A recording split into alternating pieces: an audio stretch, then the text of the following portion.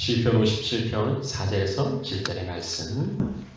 내 영혼이 사자들 가운데서 살며 내가 불사르는 자들 중에 누웠으니 곧 사람의 아들들 중에라. 그들의 이는 창과 화살이요 그들의 혀는 날카로운 칼 같도다.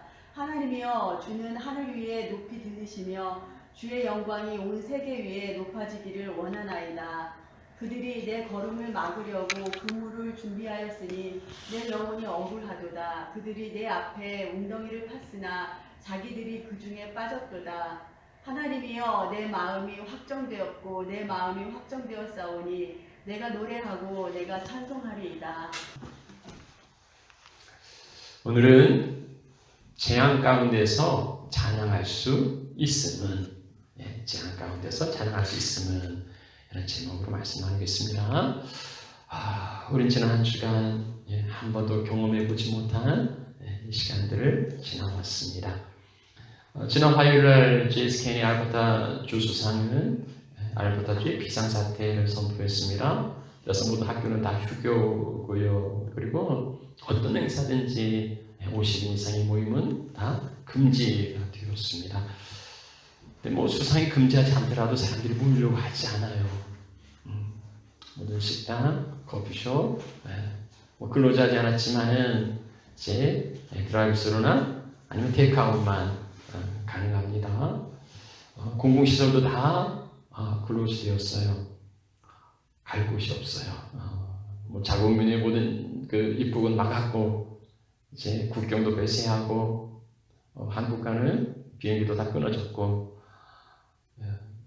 참 이러한 그 변화는 당장 예배의 지장을 가져왔습니다. 모이기가 어려워요. 그리고 모이더라도 불안과 두려움 가운데에 목숨 걸고 이 자리에 앉아 계십니다. 영업 제한 자영업자들에게 큰 충격으로 다가왔고요.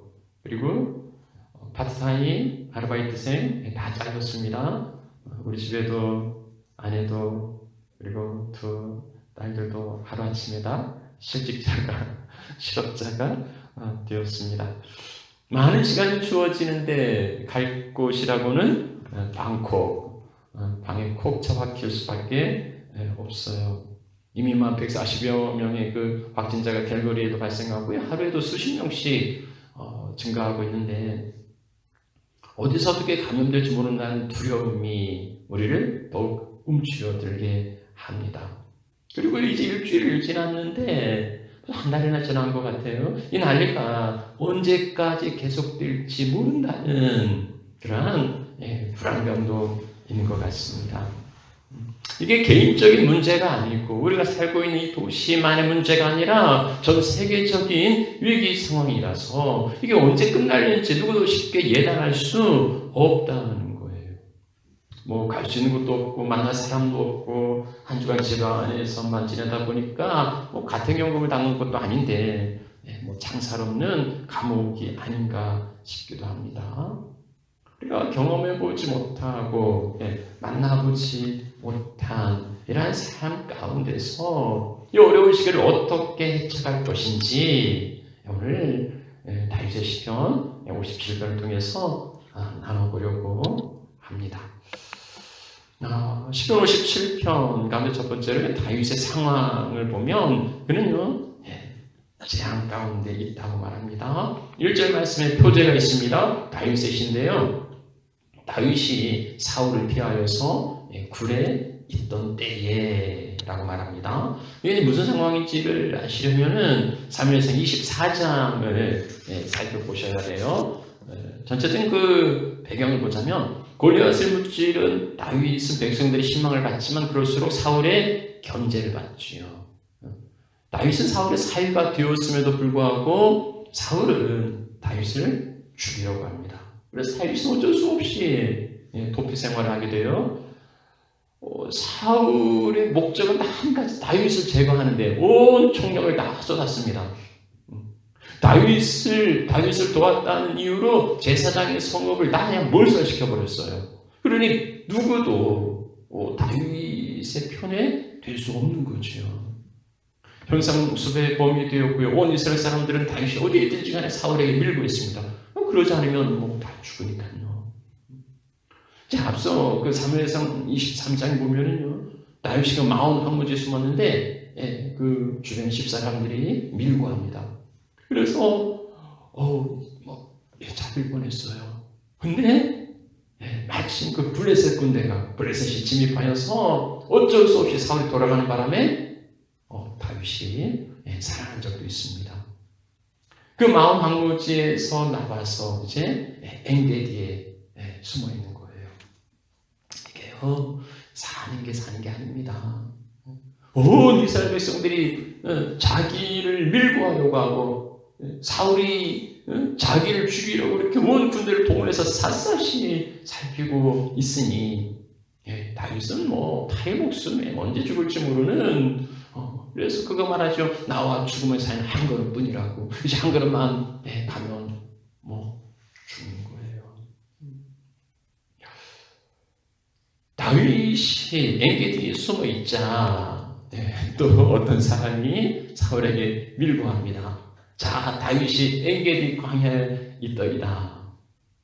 그러니까 사울이 3,000명의 군사를 거느리고요, 다윗을 찾으러 와요. 이 3,000은 블레셋 군대와 맞설 때 이 3,000명의 군사를 동원한 적이 있어요. 그러니까 다윗 하나 잡자고 지금 3,000명의 군대를 동원해서 엥게디에 지금 수색하고 있는 거예요. 다윗이 거기에 숨어 있는데 마침 거기에 사울이 뒤를 보려고 용변을 보려고 거기에 들어옵니다. 여러분, 이 굴에 숨어 있는 다윗의 심정은 어떠할까요? 우리 뭐 현상수배를 당해 본 적이 없어서 쫓기는 심정을 헤아릴 수는 없겠는데, 동굴은요, 들켜도 어디로 도망갈 데가 없어요. 그야말로 도간에 든 쥐와 같습니다. 여호수아 10장에 보면 가나안 연합군하고 이스라엘이 전쟁을 하다가 가나안 연합군이 패배해서 가나안 왕들이 동굴에 숨어들어요. 근데 마침 이것을 이스라엘 군사들이 찾아내죠. 그래서 동굴을 막아놓고 전쟁이 끝난 다음에 가나안 왕들을 처형합니다. 동굴은요, 이렇게 도망갈 데가 없어요. 어둡고 깜깜하고 보이는 것도 없고 밖의 상황이 어떻게 진행되는지 어떻게 나아지는지 전혀 알 도리가 없는 외부와는 절대 차단된, 그러면서도 위험한 그런 곳이죠. 다윗이 느끼는 불안과 두려움은 오늘 우리가 경험하는 이러한 불안, 두려움 그 이상일 거예요. 다윗은 그것을 1절에서 재앙이라고 그렇게 표현하고 있습니다. 이 재앙들이 지나기까지 그 속에 생명의 위협을 느끼고 긴장의 상태에 있었을 건데, 이 재앙, 정말 재앙이죠. 일상적인 평온한 그런 삶을 누리는 게 아닙니다.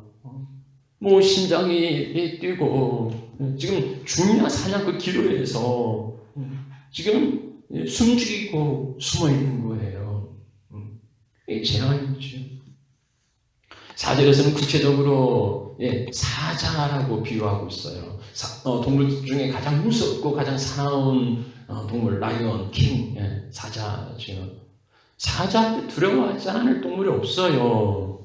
지금 대적들이 사자와 같이 자기를 노리고 있다는 겁니다.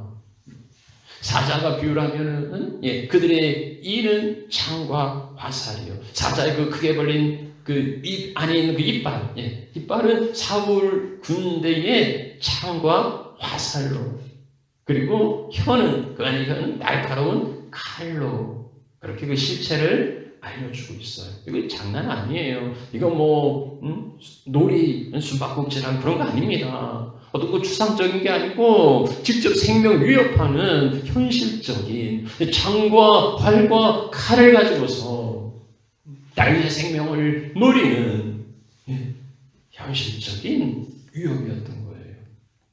다윗은 이것을 6절에서 다시 그물과 웅덩이로 함정으로 묘사하고 있습니다.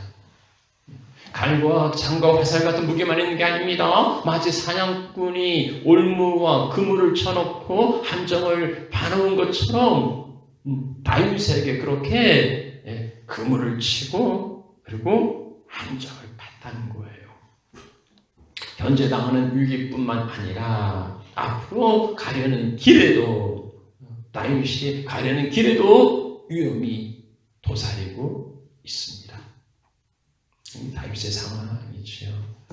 오늘날 그 코로나19 바이러스로 인해서 우리 일상생활이 올스톱되고 그리고 상당히 지루하고 뭐 이런 삶을 살아가고 있지만 이게 이제 그 전염력이 강해서 그렇지 백신이나 치료제가 아직 개발되지 않아서 그렇지 이게 치사율이 높지 않다고 그래요. 그래서 뭐 젊은 사람들은 또 호기를 부리기도 합니다. 뭐 코로나 그까짓 거 이러면서 하는 젊은이들도 있는데요. 그럼 그들 말고 그 사람들이 뭐 정상이 아니고 이제 대부분의 사람들은 불안과 공포를 느낍니다. 그래서 얼마나 조심하는지 몰라요. 다윗은 그 이상 지금 사울이 자기를 수색하고 사울의 군사들이 창과 칼과 화살을 가지고 그물과 올무를 가지고 자기를 잡으려고 3,000명이나 되는 사람들이 자기 하나 잡으려고 지금 수색하고 있을 그때에 다윗은 뭐 그 이상의 두려움이 있었겠지요. 그는 그 두려운 상황에 어떻게 대처하고 있는가? 오늘 말씀을 보면 첫 번째로 다윗은 피하였다고 합니다. 그 자리에 있지 아니하고 피하였다고 말해요. 1절 말씀, 하나님이여 내게 은혜를 베푸소서, 내게 은혜를 베푸소서. 이렇게 거듭 반복해서 외치는 거. 그러니까 한 번 이야기해서 하나님이 뭐 이렇게 귀를 닫힌 것도 아니고 그럼에도 두 번이나 반복하는 건 굉장히 절박하다는 거예요. 굉장히 위급하다는 거예요. 하나님 내게 은혜를 베풀어 주십시오. 내게 은혜를 베풀어 주십시오. 정말 급박하게 그렇게 은혜를 구하는 거예요. 그러면서 그가 보여준 행동은 뭡니까? 내 영혼이 주께로 피하되 주님께 피한 거예요. 사자 같은 재앙에 맞서 싸울 능력이 안 된다면 피해야죠. 그럼 어디로 피합니까? 주의 날개 그늘 아래로. 주 날개 그늘 아래로. 하나님 곧 하나님의 날개 그늘 아래 내가 피합니다. 이 날개는요, 지성소 안에 그 법궤가 있는데 법궤에 저 천사들 그룹 날개로 이렇게 펼쳐져 있어요. 근데 여기 지성소는 아무도 못 들어갑니다. 제사장, 대제사장만 1년에 한 차례 들어갈 수 있는 곳이에요. 그래서 여기에 들어가면은 죽음을 당합니다. 그래서 금지 구역이기 때문에 사람들이 들어갈 수 없으므로 여기는 하나님의 보호하심을 의미하는 거예요. 그렇지 않으면은 뭐 닭이나 새들이 날개를 펼쳐서 새끼를 이렇게 보호하는 것처럼 그렇게 보호를 비유하고 있습니다. 하나님, 내가 이 재앙과 이 위기 가운데 주의 날개 그늘 아래에 피합니다. 그러면은요, 현실적으로 주의 날개 그늘에 피한다는 다윗은 지금 어디에 있습니까? 엔게디 굴 속에 있지요. 동안의 지와 같이 꼼짝없이 잡힐 수밖에 없는 그 엔게디 굴 속에 지금 숨어 있는 거예요. 사울의 군사들이 기웃거리고 지나다니고 사울의 용변을 보기 위해서 가까이 들어온 그 굴 속에 숨어 있는데 다윗은요, 그 굴이 동안의 지와 같이 심히 위험한 그리고 들키면 끝장나는 그러한 것을 얘기하지 않았다는 겁니다. 다윗은 그 엔게디 굴 속이 주의 날개 그늘이라고 주의 날개 그늘이라고 그렇게 믿고 확신한 거예요. 주님이 품으시면 주님이 덮으시면 어느 누구도 찾을 수 없고 어느 누구도 해할 수 없는 그러한 피난처로 여겼던 겁니다. 하나님이 감추시면은요, 하나님이 숨겨주시면 사울이 아무리 이 잡듯이 샅샅이 수색한다 해도 결코 다윗을 찾아낼 수 없을 거예요. 아비가일이 그렇게 말합니다. 주의 생명싸개 가운데 싸시고 보호하시고, 주님께서 저를 생명싸개 가운데 보호하실 때 어느 누구도 그를 해할 수 없다는 믿음의 고백, 이 믿음의 고백이 오늘 우리에게도 필요한 믿음이 아니겠습니까? 시편 91편을 지난번에도 말씀 나눴는데요. 지존자의 은밀한 곳에 거주하고 전능자의 그늘 아래 사는 자요. 그는요, 여호와를 향하여서 그는 나의 피난처요, 나의 요새요, 내가 의뢰하는 하나님이라 할 때에 하나님께서 저를 새 사냥꾼의 올무에서와 그리고 심한 전염병에서 건지실 것이니로다. 저가 사냥꾼의 올무에서와 심각한 전염병에서 저를 건지실 것이니로다. 예배당이라고 바이러스가 피해가나, 기도한다고 바이러스 안 걸리나, 이런 비아냥 말고, 바이러스에 걸리냐, 안 걸리냐가 중요한 게 아니잖아요. 걸리든 안 걸리든 주의 날개의 그늘 아래 피하는 자는 하나님이 보호하시고, 그리고 지켜주신다는 것, 그 재앙에 망하지 않도록, 사망이 저들을 지배할 수 없도록 하나님이 보호하신다는 거예요. 하나님께로서 나신 자가 저를 지키심에 악한 자가 손도 대지 못한다. 우리에게 이 믿음이 절실히 필요한 때입니다. 그래서 내가 세상 바라보지 아니하고 주의 날개 그늘 아래, 그 아래 피하면 하나님의 보호하심과 하나님의 인도하심 가운데 있으면 나는 안전하다는 믿음이에요. 그러면 그가 그 날개 그늘 아래서 무엇을 합니까? 편하니까 늘어지게 그냥 낮잠 자는 게 아니고요. 그는 그 날개 그늘 아래서 2절 말씀, 내가 지존하신 하나님께 부르짖으며, 그는 부르짖어 간구합니다. 특별히 8절 말씀에는 이제 새벽에 기도한다, 새벽을 깨운다는 그러한 말씀도 있습니다. 내가 지존하신 하나님께 부르짖으며, 우리가 위기 가운데 구조 요청을 하면 Help me, SOS를 외치면은요, 그냥 소곤거리면서 그래야지 않지요. 저절로 부르짖는 소리가 나올 겁니다. 부르짖어 간구하는, 이 부르짖음은 소리를 외치든 아니면 그러지 않든 간에 주를 향한 그 영혼의 간절함을 의미하는 거예요. 그런데 그 기도의 대상이 참 인상적입니다. 내가 지존하신 하나님께 부르짖으며 나를 위하여 모든 것을 이루시는 하나님께, 나를 위하여서 모든 것을 이루어 가시는 하나님께 내가 부르짖어 기도한다. 어떻게 보면 참 굉장히 이기적인 것 같아요.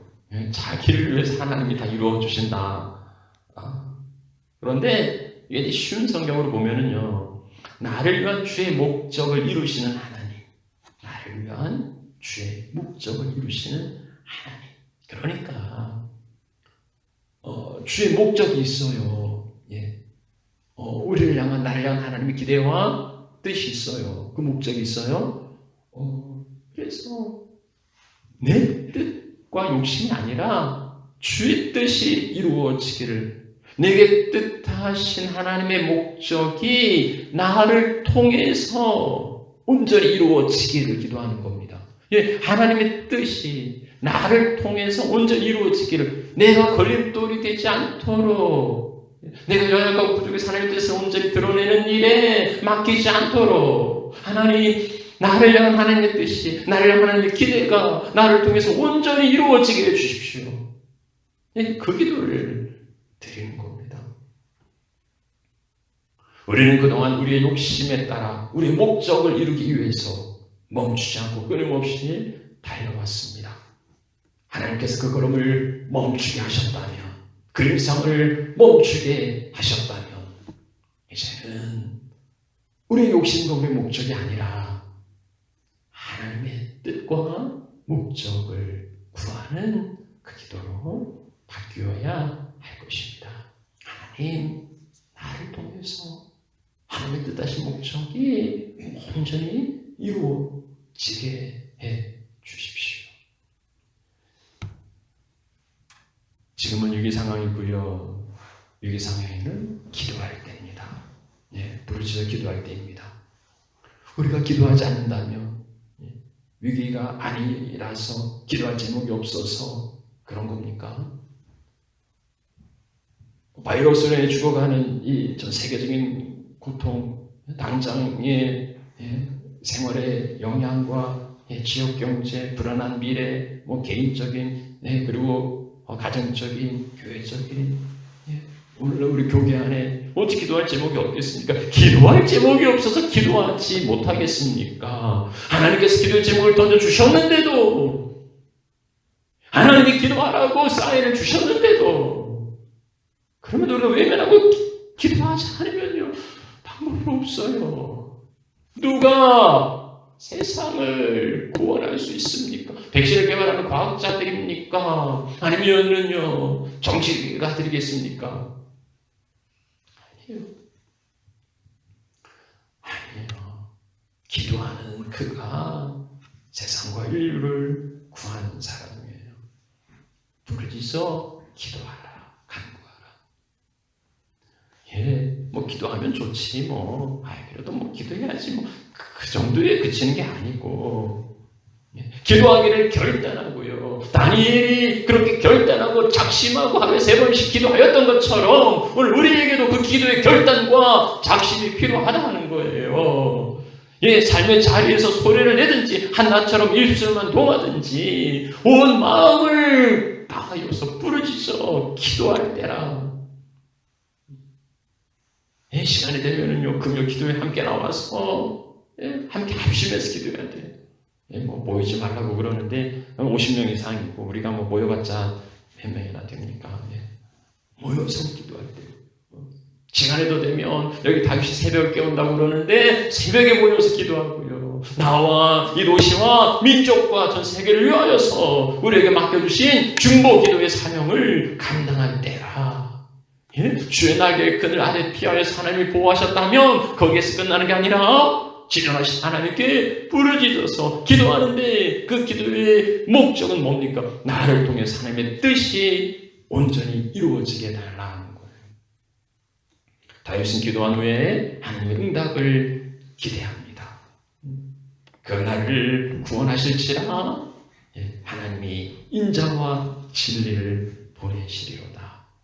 하나님 응답하실 거라고 믿어요. 그런데 하나님 응답은 어떻게 나타납니까? 인자와 진리를 보내주신다는 거예요. 지금 다윗의 상황은 재앙을 만나고 사울의 군사들이 사자처럼 잔혹하고 칼과 창과 그물과 함정을 가지고 자기를 잡으려고 옥죄해 오는 이때에 하나님 내게 응답해 주십시오. 하나님 내 기도를 들어주십시오라고 할 때에 그 기대는 뭐가 되겠습니까? 하나님 지금 저 사울의 군사들을 물리쳐 주십시오. 이런 거 아니겠습니까? 근데 다윗은 그게 아니에요. 다윗의 기대는 하나님 저 사울을 어떻게 좀 해주세요. 이게 아니고 하나님 인자와 진리를 보내주십시오. 인자와 진리를 구하고 있습니다. 인자는 헤세드 변함없는 하나님의 언약적인 사랑을 의미하는 거죠. 지금 생명이 지금 경각에 달려있고 죽냐 사냐는 이 문제 가운데에서 다윗이 구하는 건 하나님의 사랑이에요. 하나님의 변함없는 사랑을 구하고 있어요. 그 사랑 안에 모든 게 다 포함되어 있으니까 그렇지요. 하나님 날 사랑하시니까 하나님 날 사랑하시니까 내 삶이 이게 좋으면 이걸 주실 거고 이게 좋으면 좋을 거고 내가 볼 때는 이런저런 게 있지만 하나님이 볼 때에 좋은 걸 주실 거니까 하나님은 사랑하시니까 뭘 주셔도 이게 하나님 사랑이니까 감사한 거예요. 그 인자를 구하고 있고요. 또 하나는 진리죠. 인자와 진리. 진리는 하나님의 말씀이에요. 시편 107편에 보면 여러 가지 그 고난과 역경의 상황이 나오고 있습니다. 그들이 부르짖어 구할 때 그들이 하나님 향하여서 이 위기 가운데에 구원해달라고 부르짖어 구할 때 하나님의 응답은 어떻게 나타납니까? 그가 그의 말씀을 보내어서 그들을 고치시고 위험한 지경에서 그들을 건지신다. 하나님의 응답은 하나님의 말씀이에요. 하나님의 말씀이에요. 하나님의 말씀 덮어놓고 내 욕심 따라서 이루어지기를 고대하고 있다면 그건 번지수가 틀린 겁니다. 주의 말씀은 우리가 가는 길에 등불이 되고 우리가 가는 길에 빛이라 그렇게 말합니다. 성도에 가는 길은 말씀 가운데 있어요. 하나님께서 그 말씀을 통해서 우리 가운데에 역사하시고 인도해 주십니다. 그래서 이 말씀을 뭐 주술적으로 이렇게 오해하시는 분은 없을 거고요. 하나님의 말씀, 하나님의 음성, 하나님의 말씀 가운데 있는 거예요. 그래서 그 말씀을 깊이 묵상하면 우리가 나아갈 길을 하나님이 깨우쳐 주시고 그리고 보여주십니다. 다윗은 사울의 수색이라는 그 재앙을 만나서 굴에 숨어 있지만 그 굴이 도관에 든 쥐와 같이 막다른 길이 아니고 하나님의 날개라고 하나님의 보호하시는 날개라고 믿었어요. 그래서 사울 군사들이 자기를 결코 해할 수 없다는 믿음이 있었지요. 그는 주의 날개 그늘 아래 피하여서 부르짖어 간구합니다. 그리고 하나님 응답 인자와 진리를 기대하고 있어요. 우리에게도 이러한 다윗의 믿음, 그 믿음이 우리의 믿음이 되면 좋겠습니다. 자, 그러면 이제 기도한 후에 다윗은 어떻게 바뀌었을까? 자, 시편 57편은 이제 어떻게 변하고 있는가? 다윗의 기도 응답이 되어 있는데요. 6절 말씀. 그들이 내 걸음을 막으려고 그물을 준비하고 웅덩이를 팠지만 자기들이 그 중에 빠졌도다. 다윗은 죄가 있어서 도피하는 게 아니니까 참 기막히고 억울했을 거예요. 대적들이 다윗을 잡으려고 함정을 팠는데 자기 함정에 자기가 빠진 겁니다.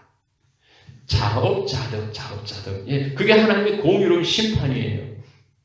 하나님 살아계시고요. 하나님 심판하세요. 누군가를 해하려 한다면 그 올무에 자기가 걸리게 하십니다. 악인의 득세하는 듯 보여도 악한 자가 형통하는 듯 보여도 그건 순간이에요. 하나님이 역전시키시고요. 하나님이 공의로 심판하실 겁니다. 하나님의 정한 때에 하나님이 반드시 이루어 주십니다. 그래서 우리는 기도합니다. 기도는요, 푸념이나 녹두리나 한숨이나 신세한탄이 아니에요. 그건 아니에요. 우리의 기도를 들으신 하나님께서 우리의 형편을 돌아보시고 주님의 때에 정확하게 이루어 주십니다. 이러한 하나님의 응답을 믿는다면, 그가 어떠한 형편이 있든지 아직 그 응답이 이루어지지 않았다 할지라도 그런 하나님의 신실하심을 확신하기에 하나님을 찬양하고 노래하셨습니다. 우리가 사무엘서 1장 살펴보면서 그 한나의 기도를 살펴본 적이 있는데요. 그가 기도하고 돌아와서 음식을 먹고 근심 많은 빛이 없었다. 달라진 거 없어요. 한나가 기도했다고 당장 아들 얻은 것도 아니었습니다. 그러나 하나님께 맡기고 그 믿음이 있었기에 그는 다시 음식을 먹고 근심하지 않았던 거예요. 그 신실하신 하나님을 확신할 때에 그는 하나님께 찬양하고 노래합니다. 그래서 다윗의 시편 57편은 이제 그 기도가 찬송으로 변합니다. 하나님이여 내 마음이 확정되었고 내 마음이 확정되었사오니 내가 노래하고 내가 찬송하리이다. 그렇게 찬송할 수 있는 것은 그의 마음이 확정되었기 때문이지요. 굳건하게 되었다. 그 신뢰가 더 굳어졌다는 겁니다. 그것을 다시 반복해서 말하고 있어요. 하나님, 내 마음은 확정되었습니다. 하나님, 내 시선은 고정되었습니다. 그래서 확정되고 고정되었으니까 어떤 상황에서 흔들리지 않는 거예요. 우리는 모든 상황 속에서라는 그 찬양을 함께 나눴는데요. 어떤 상황이든지 간에 경통하든 아니면 역경 가운데 있든지 모든 상황 가운데 주를 찬양할 수 있어요. 왜냐하면 주님은 우리의 상급과 도움이시기 때문입니다. 주의 얼굴을 구하면 주께서 그 영을 부어주시고, 주의 얼굴을 구하면 주께서 그 영을 부어주셔서 주를 보게 해주신다는 것. 우리가 이 믿음 안에 확정되어 있다면 내 영혼이 확정되고 확정되었사오니 이제 내 믿음의 눈을 들어서 주를 바라봅니다.